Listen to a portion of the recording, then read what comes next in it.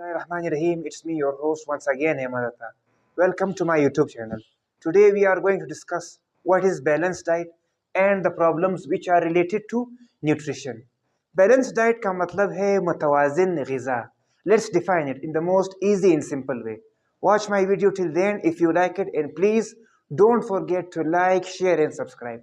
Balanced diet means that the diet which provides all the nutrients which are required by our body. यानी वो ग़िज़ा, that diet which provides all the nutrients such as carbohydrates, proteins, fats, vitamins, minerals, water in proper amount.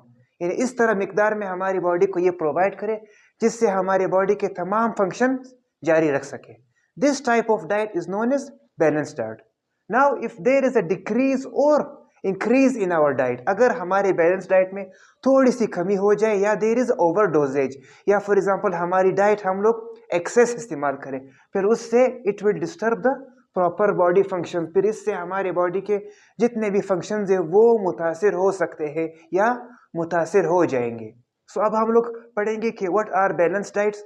कौन से diet में हम लोग balance diet we can consider balance diet. I have written 3 points. यहाँ पर मैंने 3 पॉइंट्स लिख दिए. सबसे पहले नंबर पर आता है हमारे पास ग्रेन्स. ग्रेन्स जितने भी अनाज वगैरह है, for example beans, okay, these are chickpeas, ये सारे these all are the primary sources of carbohydrates. Next हमारे पास आता है the diet which is rich in fruits and vegetables. जो भी डाइट खुराक हमारे फ्रूट्स या सब्जियों में ज़्यादा होती है, उससे क्या होता है, it lowers the risk of chronic diseases, those dangerous diseases. Chronic mean heart problems, okay, kidney problems, okay, diabetes mellitus, these all are the chronic diseases. So if our diet is rich in fruits and vegetables, the chances of developing chronic diseases will be less. तीसरा हमारे पास आता है कि fish, poultry, bean, eggs etcetera वगैरह, these are the good sources of protein. इनमें बहुत ज़्यादा these are the best sources, या हम लोग ये भी कह सकते हैं these are the major sources of protein. Now I have drawn a table. यहाँ पर मैंने एक टेबल बनाया है जिससे हम बता सकते हैं कि what are the energy requirements, कि किस उम्र के किस age, for example which sex, कौन से जीन्स, मेल एंड फीमेल, या according to their activities what is the proper diet या energy consumption. You can see कि यहाँ पर मैंने लिखा है that is one drawn in इस ग्राफ में. मैंने एक portion I made it for females, one portion is for mails.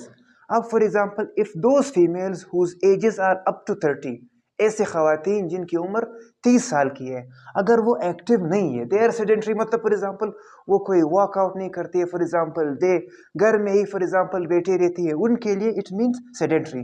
उनके लिए जो एनर्जी कंजम्पशन है पर डे वो है 2000 कैलोरीज. हम लोग ये कह सकते हैं 2000 कैलोरीज, ओके. या फॉर एग्जांपल अगर those ladies which are active, जो घर से बाहर निकलती है किसी काम के लिए, उनके एक जॉब होते हैं, या for example they go for workout, their energy consumption per day is 2400 calories. अगर for example if the ages, अगर उनकी उम्र, फीमेल्स की एज अगर 30 ईयर से अबव हो जाए, देन फिर उनके लिए जो एनर्जी कंजम्पशन है वो कम हो जाती है. From 2000 it becomes 1600 calories. और अगर यही एक्टिव लेडीज क्या, for example we talk about active females, फिर उनके भी एनर्जी कंजम्पशन क्या हो जाती है, कम हो जाती है. फिर वो 2400 से 2200 कैलोरीज बन जाती है. ना if we talk about males, ऐसे मर्द हजरात जिनकी उम्र 30 साल है या फॉर एग्जांपल 20 to 30 तक है, अगर वो एक्टिव नहीं है, सारा दिन घर में रहते हैं, दे don't go for out, walk के लिए नहीं निकलते हैं, उनका कोई जॉब नहीं है, for example they don't go for workouts, उनकी जो एनर्जी कंजम्पशन है for day that is 2400 calories. The same अगर बात करें if their ages are above 30, यानी वो 40, for example 30, 40, 50, their ages are between this range, then उनकी जो एनर्जी कंजम्पशन है दैट इज 2000 कैलोरीज. इसी हम लोग बात करते हैं फॉर एग्जांपल एक्टिव मेल की, those mails which are involve in daily physical activities, exercise, okay, their energy consumption if their age is up to 30 that is 3000 calories. उनकी energy consumption है per day. और अगर हम लोग if you talk about those male जो active तो है, they work out during day, their physical activities में वो इन्वॉल्व रहते हैं, but their ages are above 30, then their energy consumption are 2800 calories. फिर आते हैं for example what are the malnutrition effects. अगर हमारी खुराक में या ग़िज़ायत में, in our nutrition there is lack और डिक्रीज ऑफ द न्यूट्रिएंट्स, अगर हमारी खुराक में ग़िज़ाइयत न्यूट्रिएंट्स दे आर लेस, बहुत कम है, या फॉर एग्जांपल हद से ज़्यादा है, वी आर यूजिंग एक्सेस, उससे हमारे बॉडी पर क्या असरात हो सकते हैं। नंबर वन हमारे पास है starvation. Starvation means if there is no supply of nutrients to our body for prolong period of time, अगर किसी इंसान ज़्यादा देर तक या ज़्यादा वक्त तक उसके खुराक में ग़िज़ाइयत ना हो, then that condition that is called starvation, he suffers from starvation। इसमें क्या हो जाता है, एनर्जी इम्बैलेंस, बिल्कुल वो कमज़ोर नज़र आने लगता है, हेयर लॉस, उसके बाल चले जाते हैं, ओके, डायूरिया, बिल्कुल उसके फॉर एग्जांपल इंसोमिया, नींद नहीं आती, ओके, फॉर एग्जांपल एनूरिया, ये वो कंडीशन है जब उसको पेशाब बिल्कुल बंद हो जाते हैं, okay, these are the condition which are these all are the conditions which are related to starvation। Next हमारे पास आता है, अगर उसके इन हिज न्यूट्रिशन, अगर उसके खुराक में न्यूट्रिएंट्स यानी कार्बोहाइड्रेट्स या फैट्स बहुत ज़्यादा एक्सेस वो इस्तेमाल कर रहे हैं, फिर वो डेंजरस हार्ट डिजीजेज यानी कार्डियोवास्कुलर प्रॉब्लम्स में भी वो मुब्तला हो सकते हैं। थर्ड इफेक्ट है कंस्टिपेशन, अगर उसके डाइट्स में फ्रूट या वेजिटेबल्स आर लेस, किसी इंसान के डाइट्स में या उसके न्यूट्रिएंट में he is using less fruits and vegetables, तो इसकी वजह से या लेस डाइटरी फाइबर्स, देन उसकी वजह से उसके जो फीसेस है they will be difficult to pass, then he will develop a condition constipation यानी कब्ज की बीमारी। लास्ट हमारे पास आता है द ओबेसिटी, इसको हम ये भी कह सकते हैं the mother of all diseases. Obesity यानी मोटापा, if the weight of a person increases more than normal, अगर किसी इंसान का वजन हद से ज्यादा एक एक्सेस अमाउंट यानी वो ऑप्टिमम लेवल से ज्यादा हो जाए, that condition is known as obesity. इससे why is obesity called the mother of all diseases, because of obesity other problems, heart problems, kidney failures, diabetes mellitus, these all are related to obesity, that's the reason that we know that we call obesity as the mother of all diseases। Next आते हैं हमारे पास कि what are the problems related to nutrition, थोड़ा और हम लोग discuss करेंगे कि हमारी ग़िज़ायत के साथ कौन से प्रॉब्लम शामिल है। नंबर वन PEM, अगर हम इसको फुल फॉर्म में define it, protein energy malnutrition, for example protein energy malnutrition, this disease is known as PEM। अगर हमारी डाइट में, if in our diet there is the consumption of protein and energy is less, not enough required by our body, अगर हमारी खुराक में energy या protein की कमी या उतनी जितनी ज़रूरत है हमारी बॉडी को उतनी नहीं मिल रही है, फिर हमें एक कंडीशन में डेवलप हो जाएंगे, दैट इज कॉल्ड PEM। लेकिन ये ज़्यादा अगर एनर्जी फिर भी मिल रही है but there is lack of protein, then a condition is develop that is called PEM, protein energy mall nutrition.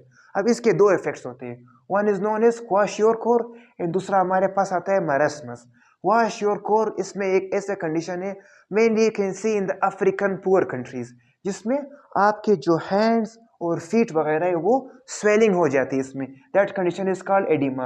और आपका जो अपर आर्म है, थिन अपर आर्म यानी जो ऊपर वाले जो आपकी बाजू है वो बिल्कुल पतला हो जाता है, okay, this is the condition which is seen in mainly the poor African countries, ये एक बीमारी है या it is a PEM, protein energy metabolism से रिलेटेड है माल न्यूट्रिशन। सेकेंड हमारे पास आता है मेरस्मस, इसमें क्या हो जाता है कि severe loss of body fat, इंसान की बदन बिल्कुल ही शोज, बिल्कुल भी उसके जिस्म पर भी कोई भी for example does not seen any skin, बिल्कुल स्किनी हो जाता है, उसके बदन पर सारी जो चर्बी या गोश्त वगैरह ख़त्म हो जाती है, मसल स्ट्रेंथ बिल्कुल उसके जो पट्टे वगैरह है मसल स्ट्रेंथ वो बिल्कुल ख़त्म हो जाती है, and his skin becomes dry and loose, और बिल्कुल उसका जो जिल्द है बिल्कुल सख्त हो जाता है और बिल्कुल इस तरह हो जाता है कि you can pull it easily, that is called dry and loose skin. दूसरा कंडीशन है MDD, the full form is mineral deficiency diseases, अगर if in our diet the nutrients के साथ अगर मिनरल्स हमारे डाइट में कम है, then that condition is known as MDD, mineral deficiency disease. अब what are the useful minerals, अगर वो हमारी डाइट में कम है तो उसकी वजह से हमारी डाइट में क्या हार्मफुल इफेक्ट्स आ सकते हैं या व्हाट डेफिशिएंसीज विल ऑकर। सबसे पहले आता है if calcium is less in our diet, then a condition will develop that is called hypocalcemia, जिसकी वजह से our teeth and bones will become weak। Second हमारे पास आता है iodine deficiency, if iodine is less in our diet then we will develop a condition that is called goiter। goiter क्या होता है कि less thyroxine इसमें less thyroxine hormone is produce, because thyroxine hormone क्या करता है, it controls our growth and overall body development.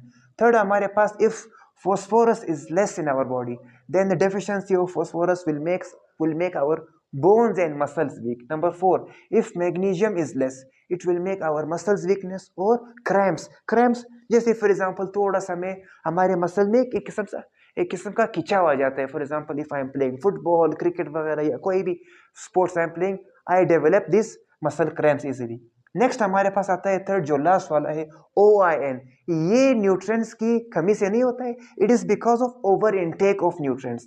OIN का मतलब है over intake of nutrients. This problem is related if we use nutrients in a lot of in excess amount. अगर हम लोग excess amount में कार्बोहाइड्रेट्स, फैट्स इस्तेमाल करते हैं, then obesity the mother of all diseases, fats and cardiovascular diseases, ये दिल की बीमारियां या मोटापा ये सारे डेवलप हो सकते हैं। नंबर 2, अगर if we use iron, if we overtake iron then the normal amount, then we will develop hypertension, high blood pressure हम इसको कह सकते हैं।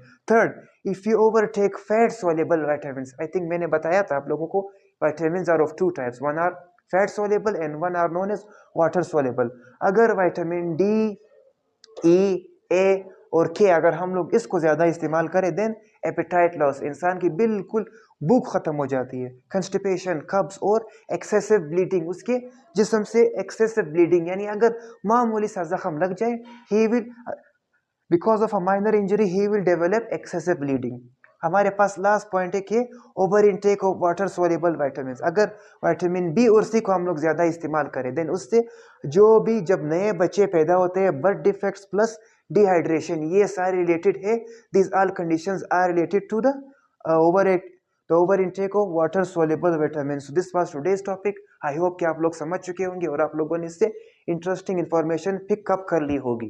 तो थैंक यू सो मच।